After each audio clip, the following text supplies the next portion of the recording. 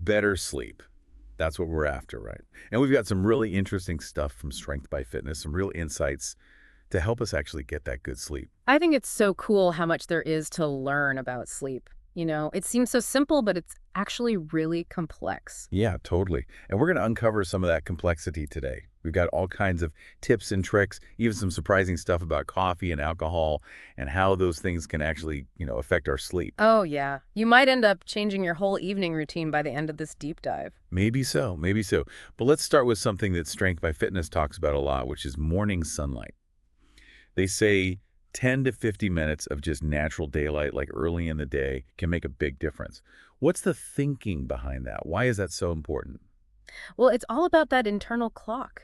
Your circadian rhythm. When you get that sunlight first thing in the morning, it actually tells your body to kind of like suppress melatonin. Oh, interesting. Melatonin. Isn't that the hormone that makes you sleepy? Exactly. So by kind of lowering it in the morning, you're actually promoting that wakefulness. You feel more alert and ready to go. So that like groggy morning feeling that some people get, maybe a walk outside could actually help with that. It really could. It's like setting that internal clock for the whole day. Strengths by Fitness even suggests, like, if you can, have breakfast and coffee outside. Oh, I like that. I could get behind that morning routine. Okay, so we've got the mornings sort of figured out. What about an actual sleep schedule? Like, Strength by Fitness seems to think that a consistent sleep schedule is super crucial. Oh, absolutely. Keeping the same sleep and wake times every day of the week, even on the weekends, it really helps solidify that circadian rhythm. Okay, yeah, I've heard that before. I guess I always thought it was more about like discipline than biology, you know, just forcing yourself to stick to a schedule. But it sounds like our bodies actually respond to that consistency in a real way. They really do. Strength by Fitness points out that when you're on a consistent schedule, your body gets better at making and regulating those sleep hormones, which obviously leads to much better sleep quality. Okay, that makes sense. So it's like training your body to sleep better, just like you train it at the gym. Yeah. Now, this one is really interesting, time-restricted eating. So Strength by Fitness recommends having that last high-protein meal like 2 to 4 hours before sleep. I've never really thought about timing my meals around sleep before. It's not really about like strict fasting, it's more about giving your body a break from digesting before you go to sleep because digestion, it takes energy and that can actually keep you awake. So no late-night snacking then, huh? Yeah. Even if it's healthy food. Well, a little protein-rich snack is okay, especially if you're really hungry, but the goal is to have those bigger meals, a few hours before you hit the hay. Plus, Strength by Fitness says this can also be good for your metabolism, so that's a bonus. Interesting. All right, so we've talked about sunlight, a consistent sleep schedule, and timing those meals. What about the environment, like where we sleep? Ah, yes, the bedroom. Strength by Fitness recommends keeping your bedroom cool. Something like 16 to 20 degrees Celsius? Apparently, our bodies actually like it a little bit cooler at night. Hmm, that makes sense. I always sleep better with the window open a bit, even in winter. Maybe that's why that temperature drop is like a signal to your body that it's time to sleep. And it actually helps you get into that deep sleep, the good stuff. Okay, so it's not just about being comfortable. There's actually like a biological reason why a cooler room helps us sleep better. Exactly. If you're too warm, it can actually mess with your sleep cycles, even if you don't realize it. So yeah, a cool room is key. All right, so we're starting to get a picture here, right? Consistent routine, cool room, lots of sunlight. Now, I'm curious about those things that a lot of people struggle with. Coffee and alcohol. Yeah, those little indulgences that can be so tempting before bed. Well, Strength by Fitness is very clear about coffee. No coffee after 2 p.m.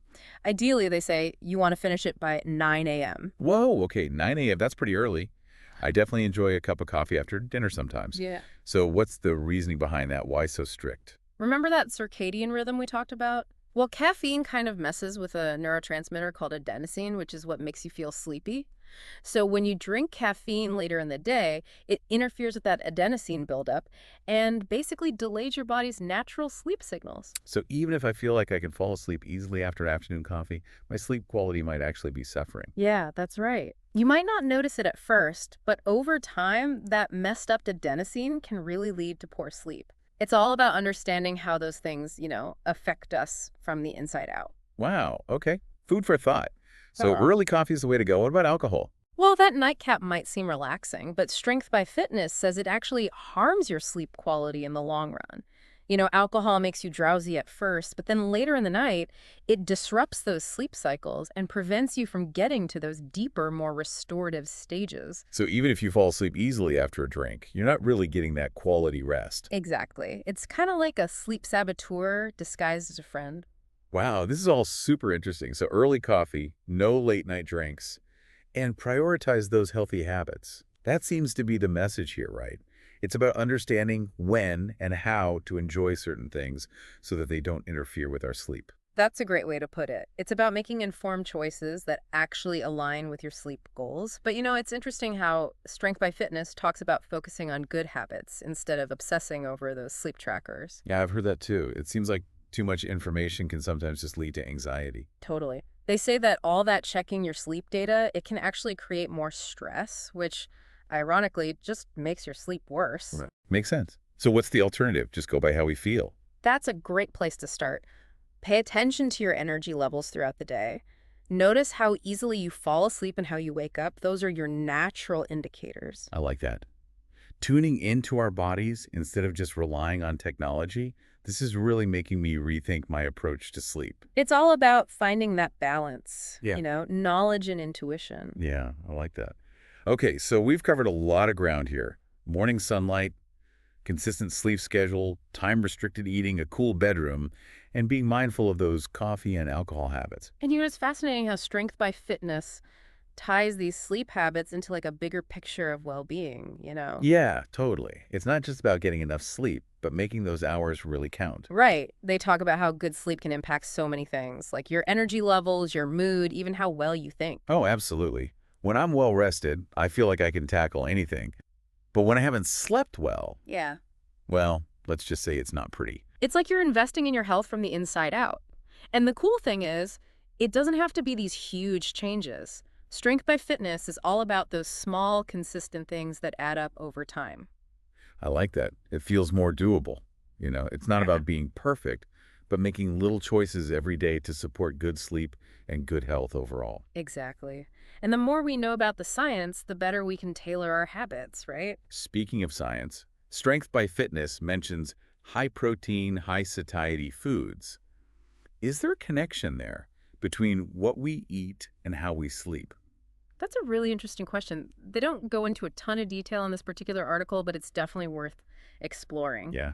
We know that food can impact our energy and mood, so it makes sense that it could affect sleep too, right? There's research out there that suggests a balanced diet, full of nutrients, can actually support better sleep. And high protein foods, especially those high in tryptophan, can help your body produce melatonin. Oh, right, melatonin. That's crucial for regulating sleep. Mhm. So maybe enjoying a nice, satisfying dinner can actually help you sleep better. Signing up for that. Right. It all goes back to those interconnected habits. Taking care of your nutrition, exercising, managing stress, all of that can lead to a better night's sleep. It's like a holistic approach to well-being, and sleep is right at the center of it all. Exactly. And just like with the other habits, it's about finding what works for you. Experiment with different foods, pay attention to how your body feels. Okay, so to recap, we've got morning sunlight, a consistent sleep schedule, time-restricted eating, a cool bedroom, being mindful about coffee and alcohol, and maybe even a connection between what we eat and how well we sleep. That's a lot, right? It's almost like Strength by Fitness is giving us a blueprint for better sleep. Or maybe a blueprint for a better life. Yeah. Because good sleep really is the foundation for everything else. So true. It's not just about feeling rested. It's about feeling energized, focused, ready to take on the day. And who doesn't want that? Right. It's amazing how much prioritizing sleep can really improve our lives. Absolutely. It's an investment worth making. And remember, it's not about being perfect. Progress over perfection, right? So as you're getting ready for bed tonight, think about these tips. What's one small change you can make to improve your sleep? Maybe it's setting a consistent bedtime, or having your coffee a little earlier in the day, or maybe swapping that nightcap for a relaxing evening walk. Even the smallest changes can make a difference over time. Hmm. And remember, everyone's sleep journey is different. Be patient with yourself. Find what works for you. That's so important. There's no one-size-fits-all solution. It's about finding what works best for you in your life. Exactly. And don't be afraid to reach out to a healthcare professional if you're really struggling. There's no shame in getting help, and it can make a huge difference. Absolutely. So, as we wrap up this deep dive into better sleep habits, I want to leave our listeners with a thought. What if we change the way we think about sleep? Ooh, I like that. Change it how? Instead of seeing sleep as something we have to do, what if we embraced it as an opportunity? An opportunity. For what? An opportunity to recharge, to reset, to connect with ourselves, to wake up feeling refreshed and ready for the day. I love that. So tonight, as you close your eyes, think about embracing that opportunity. Let go of the day and just drift off to sleep. And remember, you deserve a good night's sleep. We'll be back next time with another deep dive. Until then, sleep well.